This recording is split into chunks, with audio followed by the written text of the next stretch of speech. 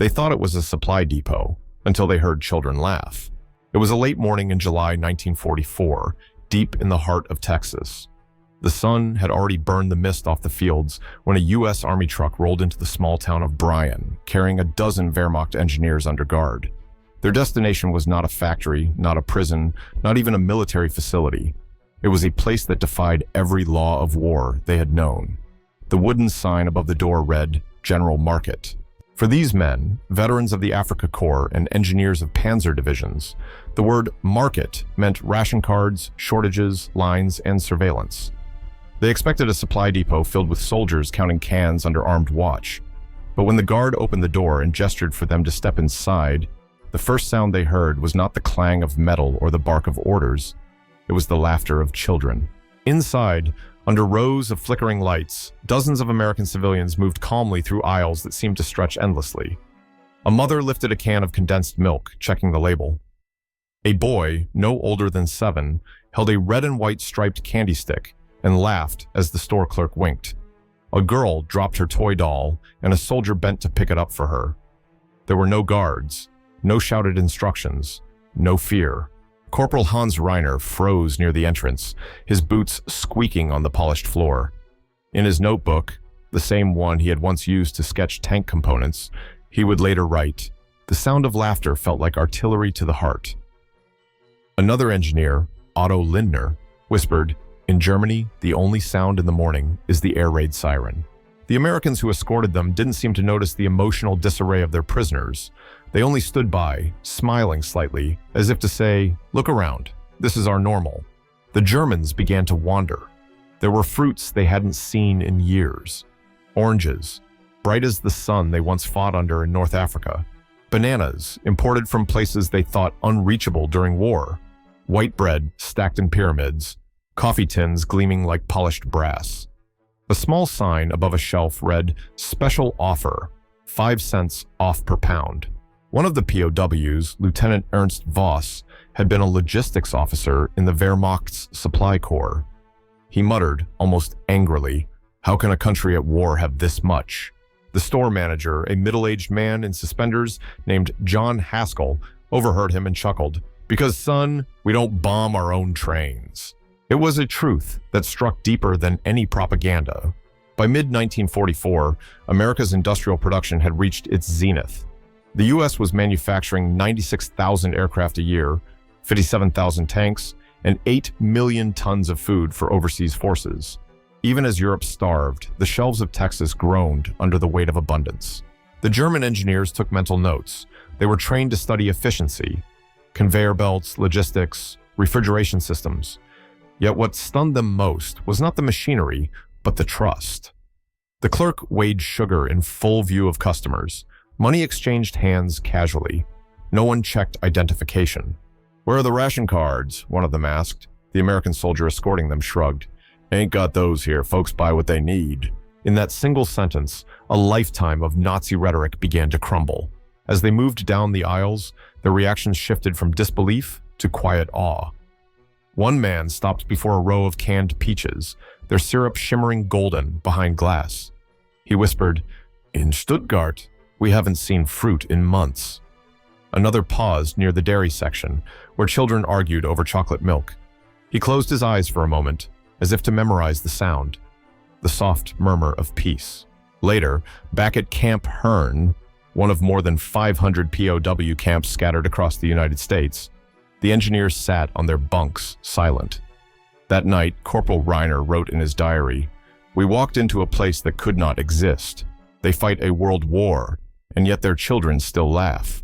Maybe that is why they win." Outside, a guard patrolled under the pale Texas moon, humming a tune from a radio playing inside the mess hall. The prisoners lay awake, not thinking of battles lost, but of aisles of bread and the taste of freedom they had never known. If you value stories like this, don't forget to like and subscribe. It helps preserve forgotten chapters of history. Tell us where you're watching from and what time it is where you are. History connects us all, even across oceans and decades. And somewhere in the dark, a German engineer closed his eyes and replayed the sound of laughter, the kind that no victory parade could ever silence. At Camp Hearn, the guards had a peculiar way of educating their prisoners. Instead of speeches or re-education sessions, they used something far subtler: experience. The camp commander, Lieutenant Colonel Robert L. E. Smith, believed that exposure to ordinary American life was the most powerful lesson any captured German could receive. So, he arranged work details around the nearby town: cotton fields, machine shops, even grocery stores. One morning, a group of Wehrmacht engineers was assigned to assist in unloading supplies at the same general market they had visited days earlier. When they stepped inside again, they paid more attention to the system than the shelves. A young woman with red hair filled her cart, picked up a few cans, and walked to the front. There was no guard, no policeman, no one inspecting her bag. She set her groceries on the counter, the clerk rang a small bell, and she paid with coins from a leather purse. Then she simply walked out. No receipt stamp, no check, no watchful eyes. Corporal Otto Lindner whispered to his companion, "No one checks. No one steals?" The store manager, Haskell, overheard again. "If someone's hungry, we feed them," he said matter-of-factly. "No one here needs to steal." It sounded impossible to men raised under a regime where every bite of bread was measured, where the state owned morality itself. In Germany, rations came with punishment. Here, they came with trust. Private diary entries from POWs at Hearn later revealed the same astonishment. One wrote, "Today I saw people who do not fear their neighbor. They have replaced control with belief. This is wealth greater than gold." During the war, the average American family spent about 30% of its income on food, yet grocery theft rates were statistically near zero. It wasn't abundance alone that maintained order, it was an invisible social contract. Every shelf was an expression of faith that citizens would act decently even when no one watched. For men who had lived under the Gestapo, the idea was revolutionary. In Germany, suspicion was a civic duty. Loyalty was proven through denunciation. Here in Texas, even a small-town grocer assumed goodness as the default. As the Germans worked unloading boxes of flour, one of them, Sergeant Kurt Weiss, dropped a crate and muttered in frustration. The manager helped him lift it, patting his shoulder. "Don't worry, pal. Happens to me every day." No rank, no superiority, just human tone. Weiss wrote that night in his diary, "He called me pal, not enemy, not prisoner. Pal. I did not know such language could exist." When the workday ended, they received small paper slips marked canteen credits. With these, POWs could buy cigarettes, soap, or writing paper. At the camp's small shop, Kurt noticed something that froze him again. The clerk was an old African-American man, friendly, respected by guards and prisoners alike. In the Reich, he would have been invisible. Here, he ran the store. Freedom, he realized, wasn't just an American word. It was a functioning machine, quietly turning gears that made everything else possible. That evening, the engineers discussed what they had seen. Some dismissed it as propaganda. A show for prisoners, they said, but others shook their heads. "You can't fake this," Lindner whispered. "Trust leaves fingerprints." Lieutenant Voss tried to calculate it all in his notebook, the prices, the logistics, the honesty that needed no enforcer. The numbers didn't add up. He finally wrote, "They have built an economy of faith. In ours, fear is the currency." Outside, the night insects sang across the fields, and the faint hum of a distant radio carried the news of the Normandy advance. The war was still raging across Europe, but here, in a quiet Texan town, a handful of German engineers were beginning to learn the most disarming truth of all. Victory could be measured not by conquest, but by how much a society dared to trust its people. 2 weeks later, the same group of engineers was reassigned to inventory duty at the camp's supply warehouse. Among crates of soap and tobacco sat a pile of bright-colored boxes labeled Kellogg's Corn Flakes. Their cartoon rooster mascot seemed to crow into another world. Cheerful, confident, absurdly alive amid the gray of captivity. Sergeant Kurt Weiss turned the box over in his hands. The packaging gleamed with full-color printing, red and green ink, smiling families at breakfast, a child with a spoon raised like a victory flag. On the side panel, an advertisement promised, "Start your day right. With energy for freedom." Weiss muttered, "They waste paper on this? While we used to save scraps for propaganda posters?" Lieutenant Voss, who had studied mechanical design before the war, nodded thoughtfully. "They don't waste it, they sell it. A U.S. guard overheard, chuckling. "Around here, advertising's how you win wars. You make people want the life you're defending." That remark stayed with them all day. In the Third Reich, imagery served the state. Every poster carried commands: fight, sacrifice, obey. But here, the image of a happy child selling cereal spoke of something far more dangerous to tyranny: choice. The product didn't demand faith, it invited it. Later, during a midday break, an older American supply sergeant named Bill McCarthy shared his sandwich with them. When Weiss hesitated, Bill grinned. "Go ahead. Bread's not rationed here." The Germans stared. "Not rationed? Not even for soldiers?" Bill shrugged. "Factories make enough for everyone. You see, we fight wars with machines that feed people, not with speeches that starve them." The Germans laughed, politely at first, but the joke was barbed with truth. Across the ocean, Germany's propaganda ministry had begun issuing emergency rationing bulletins. In 1944, the average German civilian received only 400 calories a day. Bread, meat, and even potatoes were restricted. Yet in Texas, food production had reached industrial scale. 1.2 billion bushels of wheat, 200 million pounds of butter, 5 billion pounds of sugar. For the first time in history, a nation could wage total war and still live in comfort. When word spread among the POWs about the cereal boxes, curiosity turned into small acts of study. They dissected the design, analyzed the printing process, and speculated about the efficiency of the supply chain. One engineer marveled, "The ink doesn't smudge. Even the cardboard smells clean." In the camp library, they found old issues of Popular Mechanics and Life magazine. The pages showed factories, automobiles, kitchen appliances, and new suburbs rising even as the war raged. These images became their unofficial textbooks. At night, Weiss wrote another entry. "The Americans do not command their citizens to believe in victory. They sell them breakfast, and belief comes free with the purchase." It wasn't sarcasm, it was revelation. For the first time, he saw capitalism not as chaos, but as confidence. An economy that trusted its people to choose. In Germany, the engineer was a servant of the state. In America, the engineer served the consumer, who in turn drove innovation. As the days passed, the cereal box became a metaphor, whispered in the barracks. "They printed the future," Lindner said one evening, tracing the rooster logo with his finger, "and we burned ours to warm the past." The conversation ended in silence. A few men stared at the ceiling, each seeing a different picture. Factories with lights that never went dark, grocery aisles without guards, a society running on the invisible engine of freedom. In the distance, a train whistle echoed through the Texas night. It sounded like the world they had lost, and the one they had just begun to understand. The assignment seemed trivial. In late August 1944, a few of the captured engineers were lent to a local mechanical repair shop in College Station, Texas. Their task was to inspect cooling units, fix compressors, and help maintain the town's grocery storage system. For the men who once designed tank engines and field generators, it was humiliating work, until one of them opened the door of a large walk-in refrigerator. Inside, cool air rolled over him like a wave.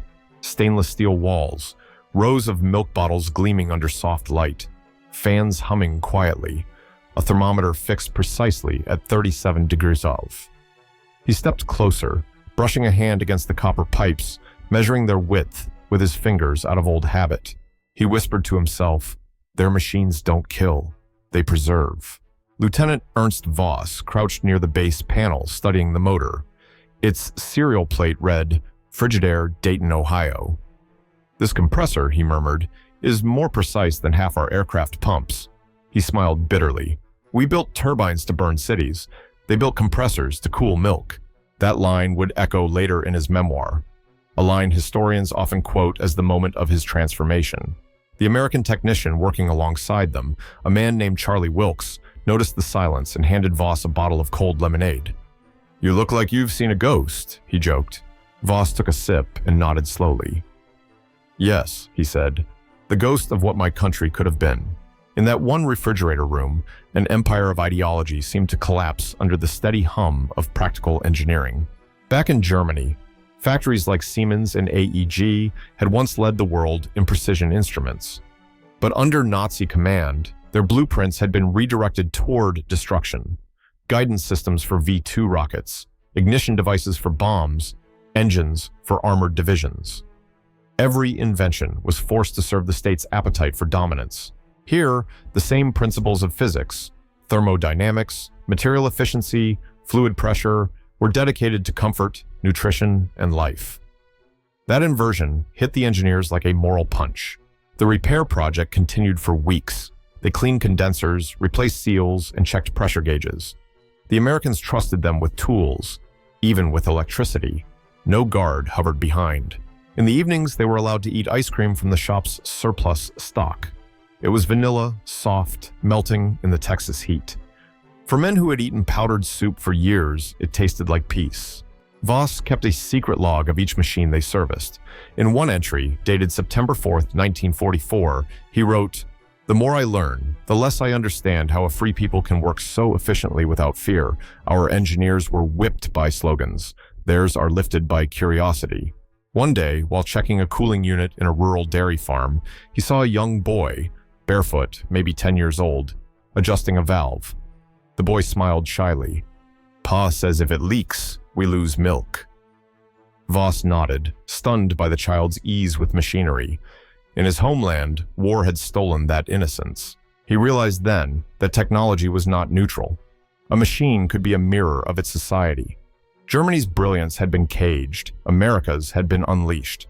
When they returned to camp that evening, the guards handed them the usual supper of beans and cornbread. But no one spoke. Lindner finally broke the silence. "We designed machines to dominate. They designed machines to serve." The light in the barracks flickered. Somewhere far away, thunder rolled across the plains. And in that sound, the engineers heard both the echo of their past and the distant hum of a different kind of civilization. Autumn arrived in Texas with a golden calm that mocked the chaos across the ocean. By October 1944, rumors of Allied victories filled the camp mess hall.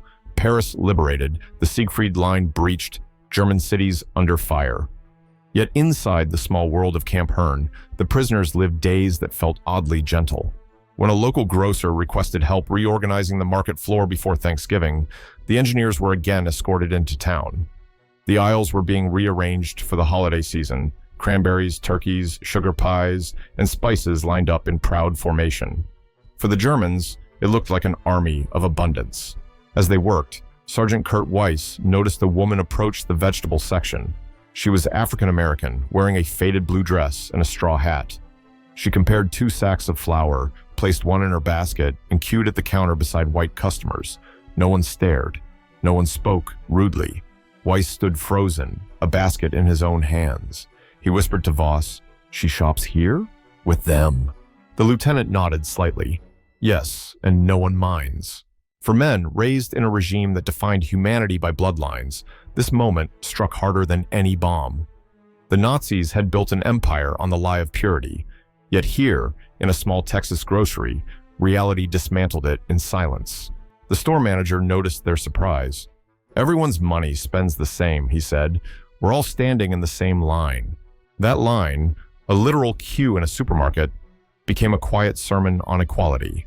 Later in the camp, Weiss tried to explain his feelings in a letter never sent. "Today I saw a woman who would not be allowed to live freely in Germany, standing beside white families, buying bread, no speeches, no permission, just life." It was an image that haunted him for years. Inside the barracks that night, debates erupted. One prisoner scoffed, "Americans pretend. They show kindness to impress us." Another shook his head. "Pretending doesn't last this long," Lindner replied. The argument spread across the bunks, politics, race, propaganda. But beneath it all ran a quieter thread, doubt. Not in themselves, but in everything they had once believed. At that moment, they didn't realize they were living through the beginning of what historians would later call re-education by exposure. The U.S. War Department never forced democracy into these men. It simply let them see it working. Weeks later, the same group watched a church choir perform near the camp's fence. Among the singers was that same woman, her voice rising above the others. A German whispered, "She sings for them," and they listened. It was too much to process. When the lights went out, Weiss couldn't sleep. He thought of his younger sister back home in Stuttgart, how she had joined the League of German Girls, how she had once said, "We are the chosen ones." He imagined writing her, "No, little one, they are." He stared at the stars through the small camp window, the same stars that hung over Europe, and felt a strange humility. Maybe defeat wasn't the worst thing that could happen to a man. Maybe blindness was. Tell me, if you had been there, seeing what they saw, hearing that choir through the barbed wire, would you have felt your faith crumble too? Or would you still have held on to the lies you were taught? History often asks such questions. It rarely answers them. November 1944, Thanksgiving week in Texas. The war in Europe had turned bitter and cold, but here, the camp mess hall smelled faintly of cinnamon and roasted corn. The POWs had been allowed to help with a local food shipment, loading trucks bound for nearby towns. When the foreman handed them an invoice, the men froze. Not at the work, but at the numbers. 1 pound of sugar, 7 cents. A quart of milk, 12 cents. Bread, 9 cents a loaf. Coffee, 28 cents a pound. Weiss did the math on a scrap of paper. A German soldier earned roughly 30 Reichsmarks per month, barely enough in Berlin to buy a week's worth of food for a family. He looked up slowly, confused. "If these prices are real, then America isn't just rich," he said quietly. "It's fair." Lieutenant Voss compared the figures again and murmured, "They have managed to make equality measurable. On a shelf." The foreman, unaware of their inner storm, smiled. "Everything's marked. No tricks, no haggling. Folks see the same price, rich or poor. That's the rule. The rule. A simple line of chalk on a wooden board." But to these men, trained under a dictatorship where privilege defined value, it felt like a revelation. In wartime Germany, a bar of soap could cost 3 times more in black markets. Coffee had become almost mythical. Families traded gold rings for a few pounds of butter. Yet in Texas, prices were printed in plain ink, visible to all. Transparency itself had become a moral force. That evening, Voss wrote by the dim light of a single bulb, "Their economy is a mirror. When they look into it, they see themselves as equals. We looked into ours and saw fear staring back." Rumors spread in camp that the Americans were lying, that the real prices were hidden, but the guards confirmed them. Some even brought newspapers showing national averages: bread 10 cents, gasoline 21, movie tickets 25. The numbers didn't just prove prosperity, they proved order. A few days later, while repairing a camp radio, the engineers accidentally tuned into President Franklin D. Roosevelt's address, celebrating production milestones: 200,000 planes, 70,000 tanks, 8,000 ships. His voice came through the static, calm, firm, without triumphalism. Voss turned to Weiss. "He speaks to workers, not soldiers," he said. "Our Führer speaks to fear. This man speaks to dignity." As the speech continued, the men fell quiet. The words weren't meant for them, yet they felt included, invited even, into a larger conversation about purpose. For years, they had believed that power came from obedience. Now they saw it born from fairness. Lindner whispered, "They make war as if it were commerce, but it's cleaner." He was right. Even during total mobilization, the U.S. had regulated prices through the Office of Price Administration. Wages were steady, inflation low. The American home front had found a way to fight without collapsing its own soul. That night, the barracks buzzed with argument. Some men said it was propaganda. Others, like Weiss, simply stared at the ration board on the wall, where cigarettes, soap, and canned fruit were listed, same price for everyone, and said, "No, it's proof." Outside, the Texas wind brushed over the camp's barbed fences. In the distance, the faint strains of swing music drifted from a guard's radio. For a moment, the war seemed impossibly far away. Tell me, if you were one of them, hungry, disillusioned, standing before those shelves with price tags hanging like promises, would you have believed it was real? Or would you have thought freedom itself was just another trick of good marketing? Sometimes, the simplest things, like numbers on a chalkboard, speak louder than flags. It was March 1946, when the trucks finally arrived at Camp Hearn to collect the remaining prisoners for repatriation. The war was over. Germany lay in ruins. Dresden burned, Berlin divided, rail lines cut like veins. Yet in the Texas spring, the air smelled of grass and diesel and new beginnings. The engineers packed what little they had: notebooks, sketches, a few letters never sent. Weiss slipped into his pocket a folded grocery bill he had saved from the general market. The faded ink listed sugar 7cc, milk 12c. It was, in his mind, a relic holier than any flag. As they waited to board the trucks, an American officer handed out parting packets, Red Cross forms, vaccination papers, and for some, small envelopes containing photographs. The photos showed camp activities, baseball games, choir performances, smiling prisoners working the fields. Souvenirs, the officer said kindly, but for the engineers, the true souvenirs were invisible. The quiet lessons learned from the simplest places. During the long drive toward the port at New Orleans, the convoy passed endless fields of cotton and grain, stretching to the horizon. Weiss leaned toward the window and said, half to himself, "They grow food like we built weapons." Voss nodded, "and they feed everyone with it." At the dock, while waiting to board the Liberty ship bound for Europe, they saw something strange. American soldiers and German prisoners unloading supplies side by side. No shouting, no hatred, just men, tired of war, sharing a task. Before boarding, one of the guards asked, "What's the first thing you'll do when you get home?" Weiss hesitated. "Find a way to build machines that cool milk, not kill men." The guard smiled. "That's a good start." In the months and years that followed, historians traced many post-war German industrialists and engineers back to American POW camps like Herne. Men who had once designed Panzer components went on to pioneer refrigeration systems, agricultural equipment, even packaging technology. Some admitted that the seed had been planted in captivity, not through indoctrination, but through observation. A diary later found in the archives of Göttingen University carried Weiss's final entry before leaving America. "They defeated us without hatred. Their weapons were factories. Their faith was trust. Their victory song was the hum of refrigerators and the rustle of supermarket aisles. They did not conquer us. They converted us." As the ship left port, the men gathered at the rail. The Gulf shimmered under the rising sun. Behind them, America receded, vast, quiet, indifferent, yet unforgettable. Weiss pulled out the grocery receipt again, tracing each faded number with his thumb. The ocean wind nearly tore it away, but he held on, whispering, "This is proof that they believed in something real." For a long time, no one spoke. Only the slow rhythm of the waves filled the silence. When they reached Europe weeks later, the air smelled of ash. Cities were silent, streets empty, hunger everywhere. The engineers walked through ruins that no longer felt like home.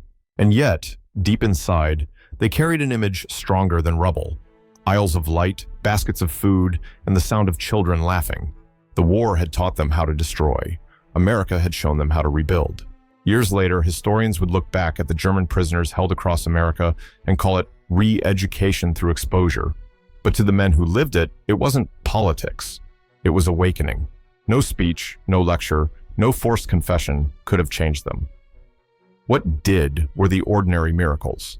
A supermarket without fear, a refrigerator humming through the night, a fair price tag on a shelf. Those details, small and domestic, rewrote everything they thought they knew about civilization.